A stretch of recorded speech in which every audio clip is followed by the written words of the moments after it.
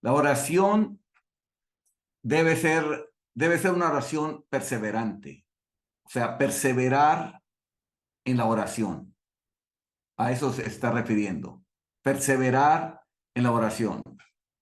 En general, los cristianos que se han alejado y han perdido el espíritu de oración no adquieren de inmediato el hábito de la oración perseverante. O sea, no duran en la oración. Batallan mucho en entrar en una carga, batallan mucho para ver la realidad de las verdades, batallan mucho para enfocarse a lo que están orando. Sus pensamientos empiezan a divagar, a moverse a otra cosa, se distraen muy rápido, y ese es el principal obstáculo para entrar en el espíritu de oración, hermanos. El espíritu de oración asume una carga importante, y es esa carga, hermanos, que hace que la persona persevere en oración. Sus mentes no están en el estado adecuado y no pueden concentrarse ni perseverar hasta que llegue la bendición. No duran, como les digo, hermanos, empiezan a flaquear en la fe. Pero tienen que orar una y otra vez porque sus pensamientos tienden a vagar y se desvían fácilmente del objeto a algo más. De lo que están orando, se van a otras cosas. Empiezan a orar por diferentes cargas. Y normalmente en la oración personal, la persona lleva sus oraciones personales ahí, ya sea su familia, ya sea necesidades que tenga, personas conocidas. Como iglesia, uno se reúne a orar por las cosas que tiene que ver con la iglesia. Esta es salvar a los pecadores, ver por los hermanos, hermanos que estén con alguna necesidad, por un avivamiento, y esa sería la carga que llevaría a una iglesia. Entonces, cuando hermanos no tienen el espíritu de oración, de pronto van a una oración con iglesia, de pronto están orando por su hijo, por su familia, por alguien más, cargas personales.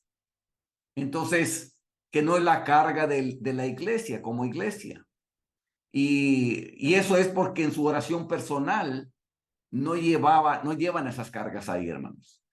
O no entra en la armonía de la oración con la iglesia, hermanos.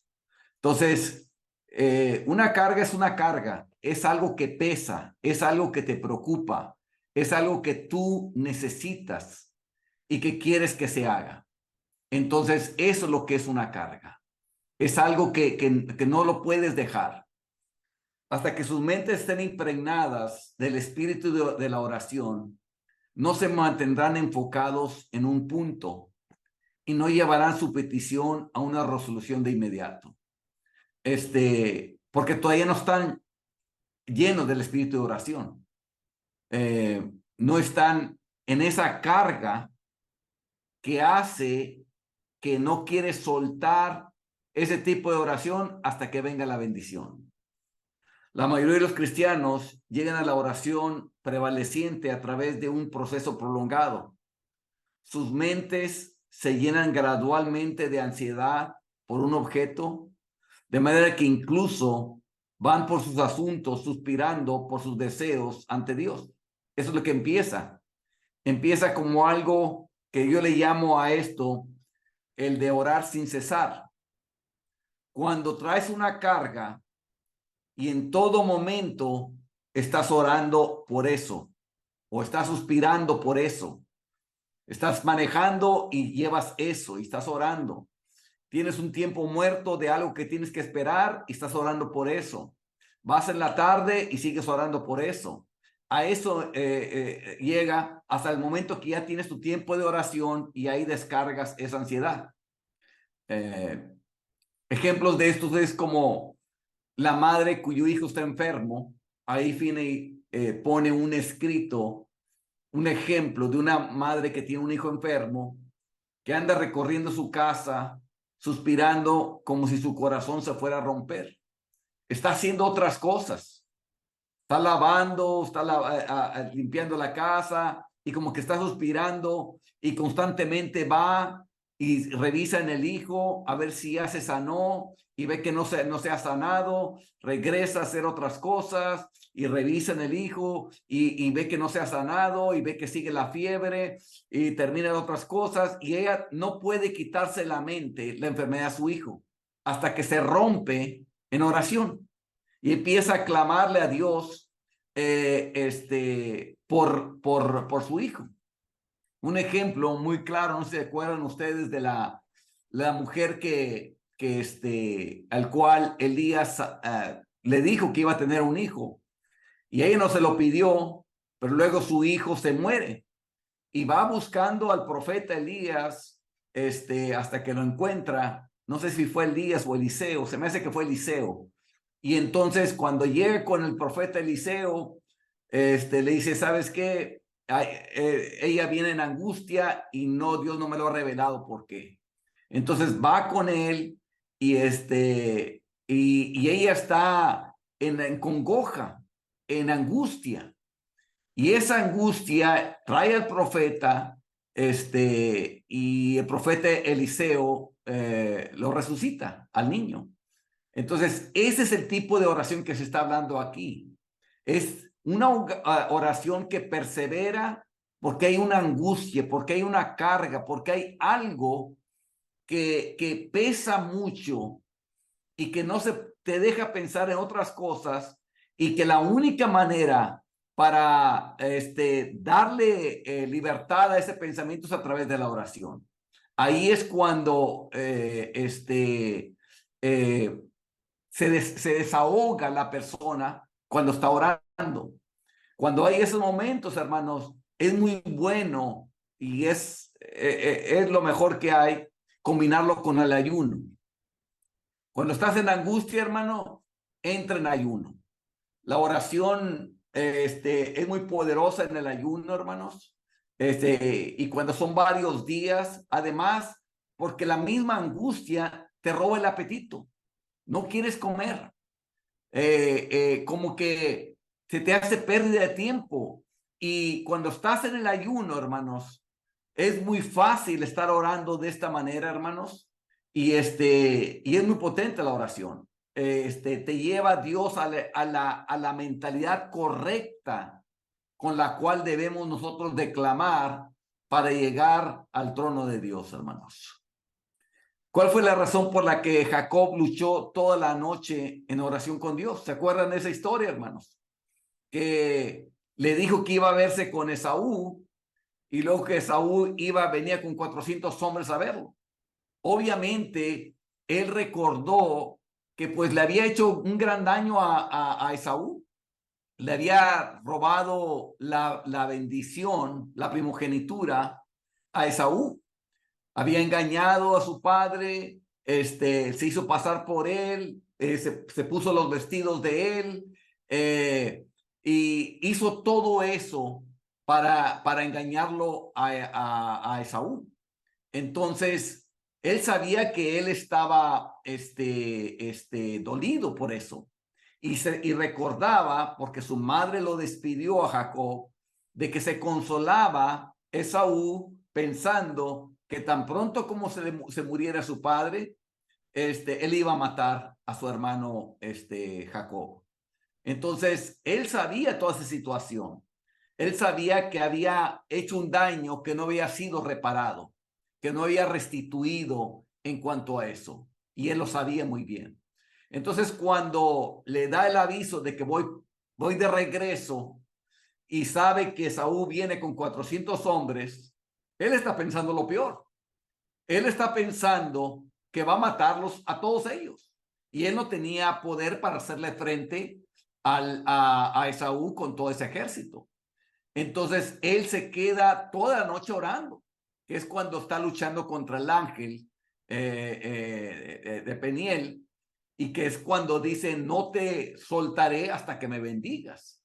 Él quería tener una seguridad de la bendición, de que algo iba a suceder y no estar yendo a la deriva, ¿qué va a pasar? Sino que realmente iba a tener la bendición.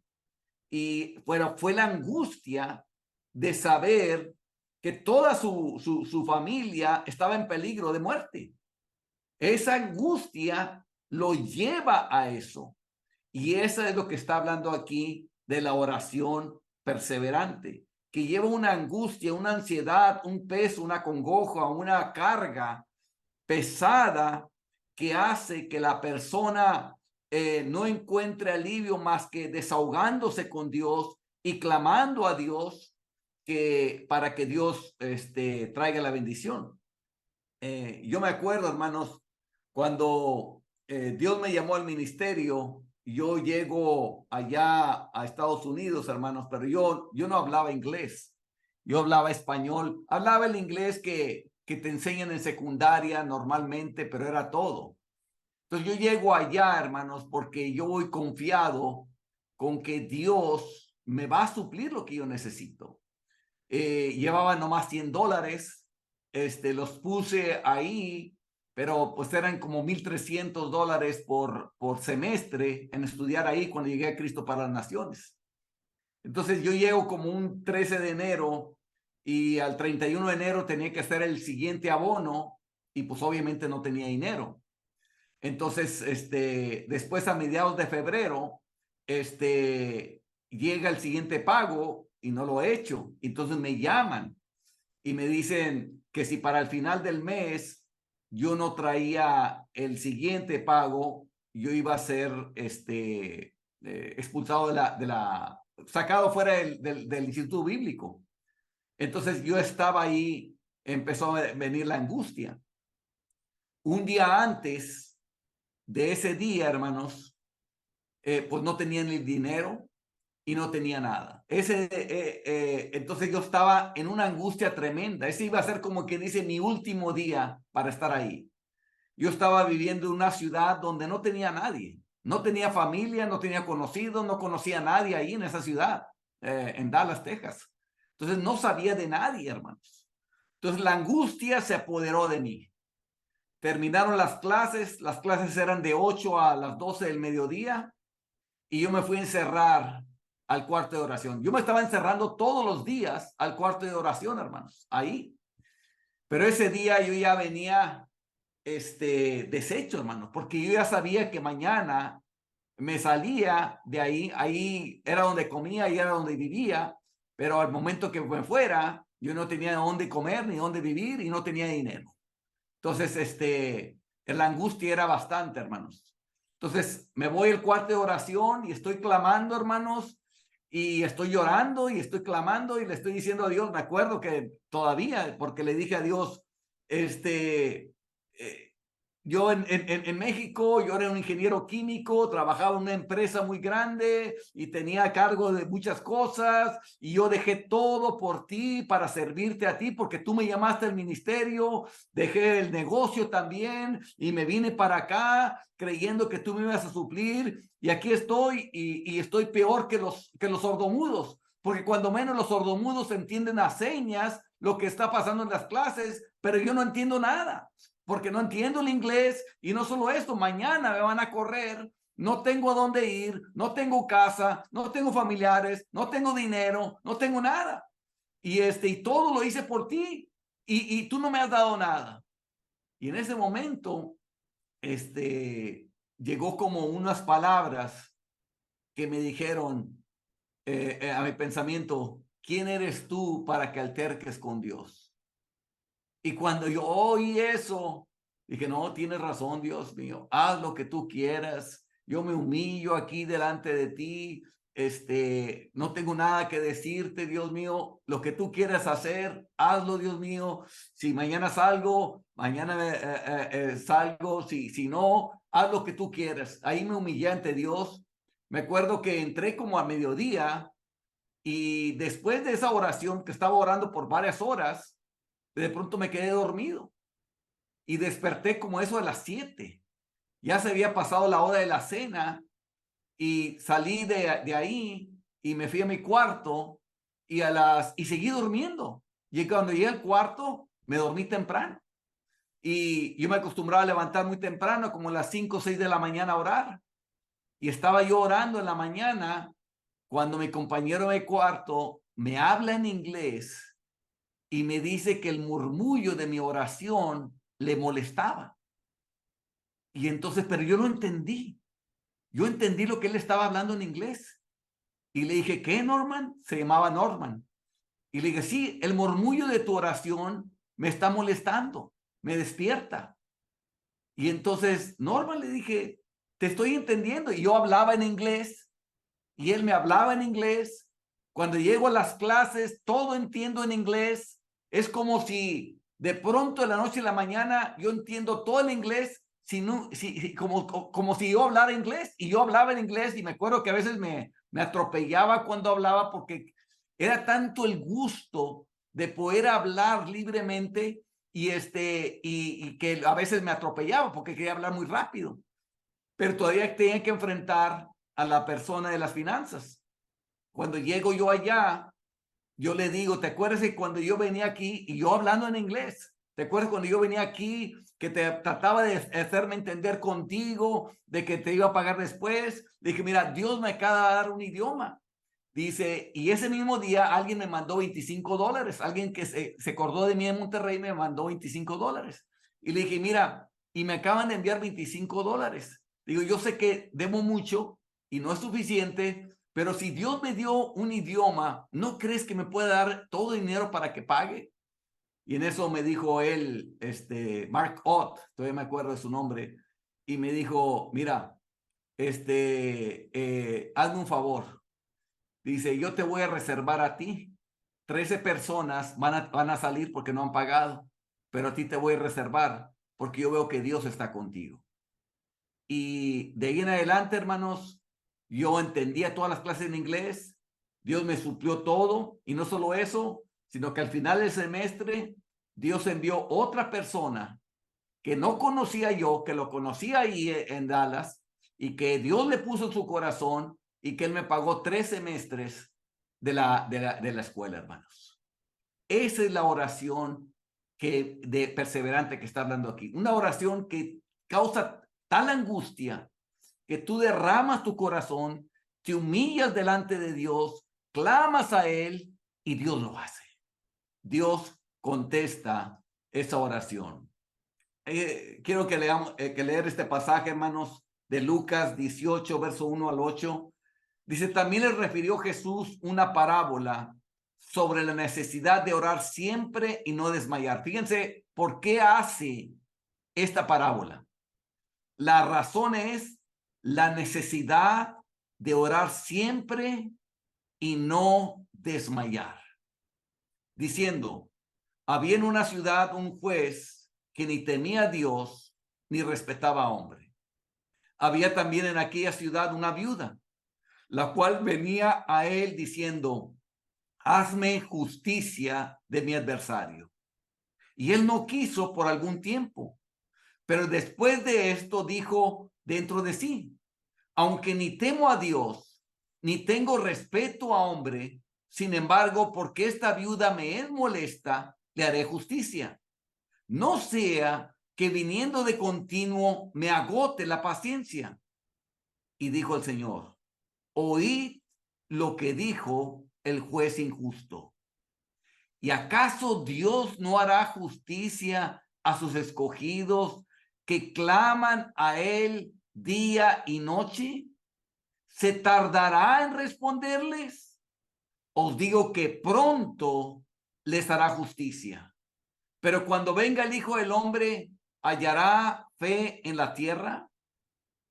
Vean lo que está presentando aquí a Jesús. Número uno, contrasta a un juez que es muy injusto, que ni teme a Dios, ni teme a los hombres. O sea, no le importa lo que lo que Dios piense y no le importa lo que el hombre piense. Y te lo está contrastando con un Dios que tú se le importas muchísimo, que es benévolo, que es tu padre, que tú estás en un pacto con él, te lo contrasta con él. Y te dice, si este juez, que es injusto y que ni teme a Dios de respeto de hombre, le contestó a esa viuda, porque él estaba día tras día, día tras día, día tras día, no cesaba hasta que le hiciera justicia. Así estaba esta viuda. Y luego les dice Jesús, ¿se tardará en responderle? Dice, ¿acaso no hará justicia a sus escogidos que claman a él día y noche? ¿Se tardará en responderles? ¿Y qué dice ahí? Os digo que pronto les hará justicia. Pero luego es una pregunta, Jesús. Pero cuando venga el Hijo del Hombre, ¿hallará fe en la tierra? Es la fe lo que hace perseverar. Es la fe lo que hace perseverar. Es la creencia de que sabes que Dios sí lo puede hacer y lo va a hacer. Pero tú sigues clamando hasta que lo recibas. Eso es lo que hace que reciba la bendición. Y es donde muchos ahí se les atora.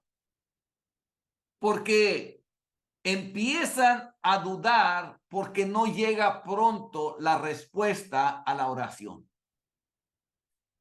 En vez de caminar por fe en la palabra y no por vista, empiezan ellos a dudar y no perseveran en la oración. No siguen orando. Por eso yo pongo escrituras, hermanos. ¿Cuál es mi propósito de poner esta escritura? Bueno, para que veas que es una lección que Jesús está dando. Jesús está enseñando aquí porque Él quiere algo. Él quiere que ores siempre y que no desmayes. Pero te está diciendo que si tú lo haces así, tú vas a recibir pronto respuesta a tu oración. Es lo que te quiere enseñar aquí. Te quiere enseñar que cuando estés orando, no desmayes. No desmayes. Y te dice que pronto te va a contestar. Pero Él quiere ver fe en la tierra. Y el ejemplo o la parábola es muy clara. Me gusta mucho el contraste que hace, porque te contrasta a alguien que un impío te contesta, ¿cuánto más Dios te va a contestar a ti? Más fácilmente te va a contestar.